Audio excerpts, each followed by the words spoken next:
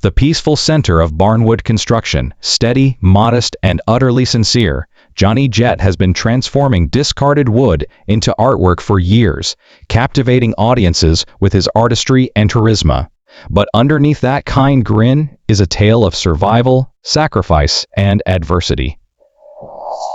Johnny's life has not been easy, from his upbringing in rural Kentucky to his service in Vietnam, and followers were enraged by a startling rumor about his death just when it seems he had finally found peace doing what he loved most. Who is the individual who created the legend then, and what was Johnny Jett's actual fate? Faith and family were the top priorities in the close-knit Methodist home where Johnny and his older brother, William Eugene Billy Jett, grew up. Growing up in rural Kentucky was straightforward but exciting. Johnny loved to explore, and he recalled a fourth-grade narrative from that time, how he would sneak off to the neighboring creek to swim or fish with his mates during recess. The principal quickly realized, and they had a few lectures as a result of those naive excursions. He stayed near to home and went to school in Goddard and Flemingsburg. Billy, his older brother, joined the U.S. Army first and was deployed to Vietnam. Billy, who had personally witnessed the destruction caused by war, pleaded with his father to keep Johnny out of the military and encourage him to pursue further education. After high school, Johnny followed that advice and enrolled at Morehead State University. However,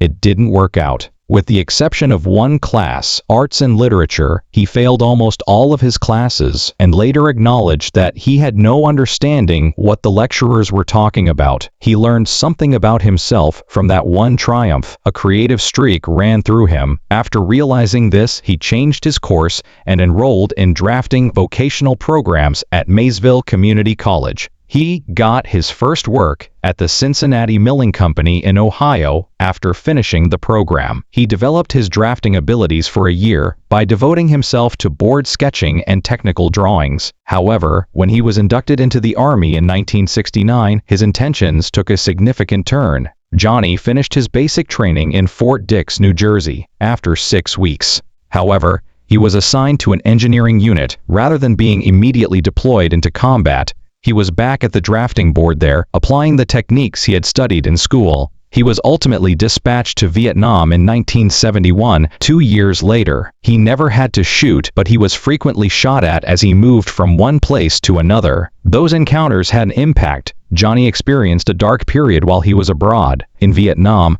recreational substances such as heroin and marijuana were widely available. It is easy to locate and difficult to avoid. They were a means of overcoming boredom and the crippling weight of fear and melancholy for many soldiers, including Johnny. His father gave him a position at the family's water firm when he got back home. It was a familiar job and an opportunity to start over after growing up supporting his father. Johnny began to heal back home in Kentucky, far from the easy access to drugs. He frequently claimed that his religion got him through that time, believing that even though God didn't create him as an addict, he could use that hardship to his advantage. Johnny eventually started telling his tale in public, giving speeches at treatment centers, and assisting others in overcoming their own addictions. Billy, in the meantime, had already begun a career in carpentry, working on projects that included tearing down and rebuilding historic log cabins. After observing his brother, Johnny decided to attempt creating one for himself.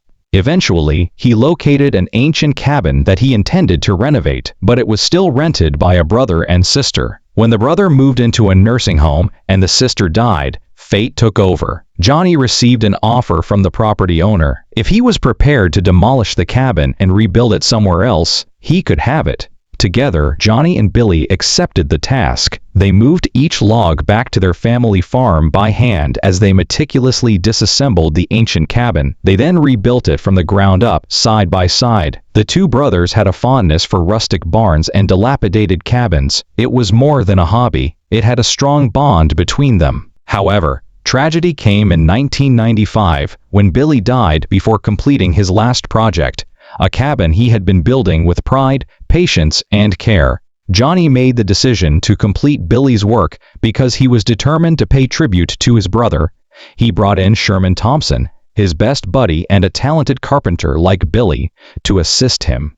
As they finished the cabin together, something larger started to take shape. Johnny told his father that he was leaving his job to launch a cabin company because he loved his job so much. There was no better time to do it. As the market for vintage log buildings grew, Johnny saw a chance to make their mutual interest a reality. After that, Johnny and Sherman set out to find historic cabins that were 100 years old in rural Kentucky. They would purchase them one by one, disassembling each building with care and neatly arranging the ancient timbers in what they dubbed their boneyard. What began as a memorial to Billy gradually developed into a successful company. The two buddies quickly established a reputation as trustworthy providers of old, genuine wood. They sold more than simply materials too. For those who wished to possess a piece of pioneer history, they rebuilt those cabins and provided complete restoration services. Then, fate intervened.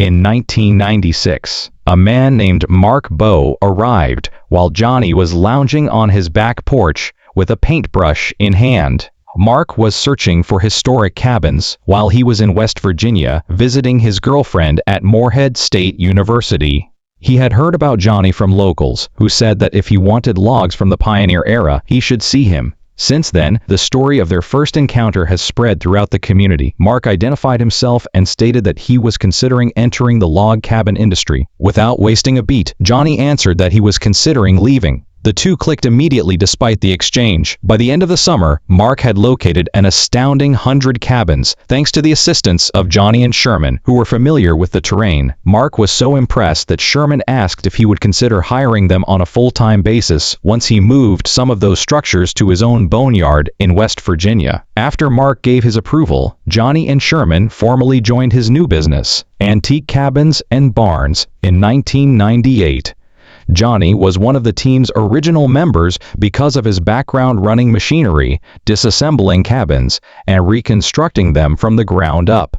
His skill and commitment enabled the business to expand throughout the area, laying the groundwork for something even more significant to happen years later. An executive from New York's Silent Crow Productions, named Rick Kaplan, was responsible for that pivotal moment. Rick was on a ski trip with his wife when he chanced to go by the boneyard and saw the eye-catching old cabins stacked there. He paused to talk to Johnny and Sherman out of curiosity, and he soon met Mark. Rick proposed a documentary on their special operation, which would revolutionize the industry. They produced a 20-minute documentary in 2005, which was screened at a number of festivals. They submitted a pilot episode to many television networks because the feedback was so encouraging. However, the time was not favorable to them. Shows like American Chopper, which featured intense on-screen tension and dramatic confrontations, dominated the TV industry at the time.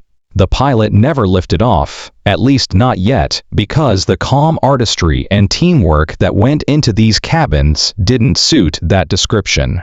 When the crew received an offer to appear on a reality show a few years later, they nearly immediately declined. The artificial pandemonium that dominated reality TV at the time, along with drama, conflicts, and tension, was what the producers intended. Mark Bowe, however, had no interest. His group had been working together for years, developing friendships and trust that went beyond business. "I wasn't going to start yelling at my friends just to make good television," he said.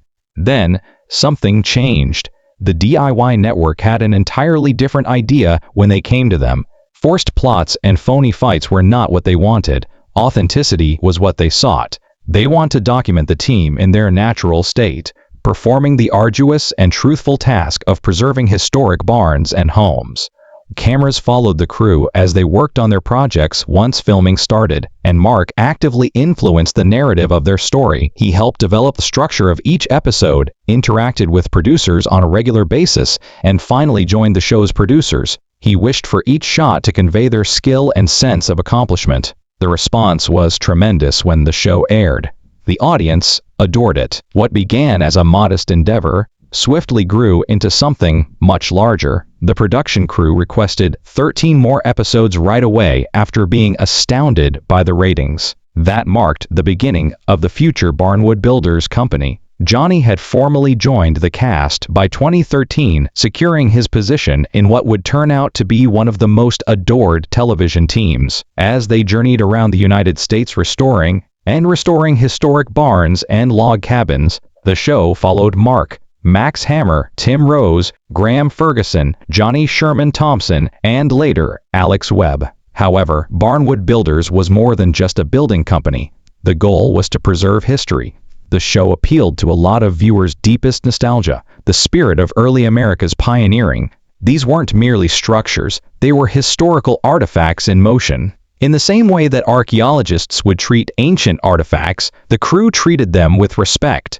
Every project had a unique backstory. Additionally, the team made sure to learn about the background of each site they worked on. They did more than simply restore historic buildings. They made them come back to life. They made connections with local woodworkers, blacksmiths, and craftspeople along the way. And occasionally, they even had the opportunity to see reenactments of living history. Their admiration for the tradition they were protecting grew with each interaction. What set the show apart was its reverence for the past. It was more than just a series about home remodeling. It was part documentary, part reality, and fully steeped in workmanship. Viewers could see the care in every log that was lifted, every cabin that was reconstructed, and every feature that was spared from period's ruin. Under Mark Bose's supervision, the crew didn't merely recycle old wood, they retained authenticity. If a log couldn't be reused in one cabin, it found new life as a substitute in another. It was all about recognizing the pioneers who first erected these structures by hand, long before power tools or sophisticated machinery existed. Now, the very first episode of Barnwood Builders opened with a story that stretched deep into American history. Johnny and the crew were entrusted with rescuing logs from a huge barn in Depot, Indiana. One originally erected in the 1830s by none other than President Abraham Lincoln's uncle, Josiah Lincoln. It was a gigantic endeavor, both in legacy and in magnitude. The barn stood 26 ft broad, 34 ft long, and 15 ft high, with timber beams weighing as much as 200 each. Every piece conveyed a story, and the crew treated it with care and respect for the artistry of that era.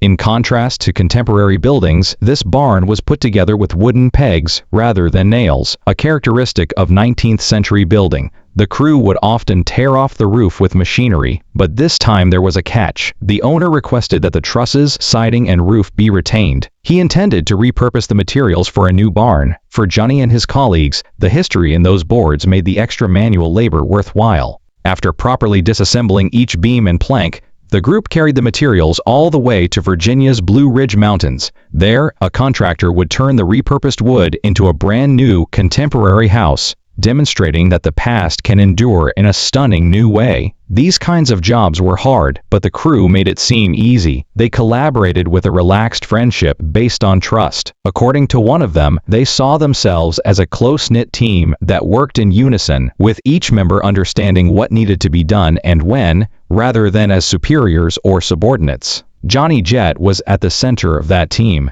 Johnny contributed a special fusion of talent, humor, and heart to every effort from the start. He journeyed far into rural America with his crew, taking on projects that turned abandoned cottages and dilapidated barns into living, contemporary wonders. When he climbed into the seat of a piece of huge machinery, his true magic sprang to life. He dealt with those enormous tools like an artist, working with calm skill and accuracy. Despite being the team's eldest member, Johnny worked harder than everyone else. He moved with energy and purpose, whether he was pulling off sheets of metal or disassembling rafters. His creations demonstrated that, when done with purpose and reverence for the past, even devastation might be an artistic endeavor. Team leader Mark Bowe often said that Johnny was the best equipment operator he had ever seen, and true craftsman who maintained his modesty. Johnny became a fan favorite because of his humility. Even on Reddit, where his grandson assisted in answering fan questions during a Q&A, his sense of humor was evident.